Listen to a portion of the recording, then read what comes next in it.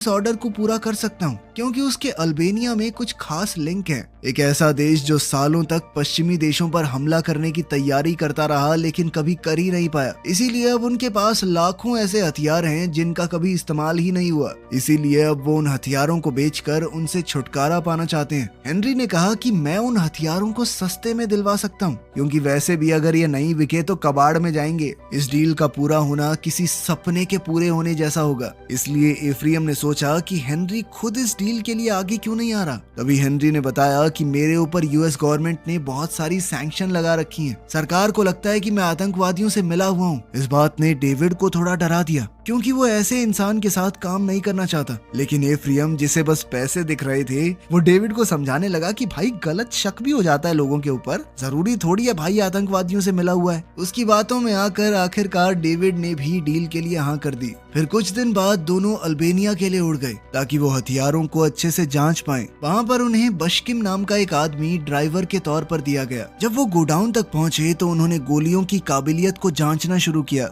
इतनी पुरानी होने के बावजूद भी गोलियां अच्छे से अपना असर दिखा रही थी। इसीलिए वो दोनों मायामी उड़कर आ गए और उन्होंने गोलियां खरीदने के लिए वेबसाइट पर बोली लगा दी। जवाब आते आते 5 महीने लग गए लेकिन खुशकिस्मती से उन्हें डील मिल गई। लेकिन इतने बड़े काम को शुरू करने से पहले कंपनी को सरकार अच्छे से जांचती परखती है। इसीलिए डेविड और एफ्रियम ने कंपनी का आज तक का पेपर वर्क और हिसाब किताब जो उन्होंने कभी किया ही नहीं था सब कुछ झूठे तरीके से तैयार करवाना शुरू किया। 2 हफ्तों बाद वो रॉक आइलैंड चले गए ताकि यूएस मिलिट्री के उन ऑफिसर्स से मिल पाएं जिनकी निगरानी में आर्मी के सारे सामान की खरीद होती है। लेकिन दोनों इतने घबराए हुए थे कि बिल्डिंग में घुसने से पहले ही हरी घास फूंक कर गए ताकि खुद को शांत रख पाएं। लेकिन मीटिंग बढ़िया हो गई। उनके तैयार किए हुए नकली कागजों को भी हरी झंडी मिल गई। लेकिन एफ्रियम फिर भी गुस्से से भर गया क्योंकि उसे पता चला था कि उन्हें इस डील के लिए इसलिए चुना गया क्योंकि उन्होंने बाकियों के मुकाबले बहुत कम दाम लगाया है। मतलब कि वो लोग $5 करोड़ और मांग सकते थे।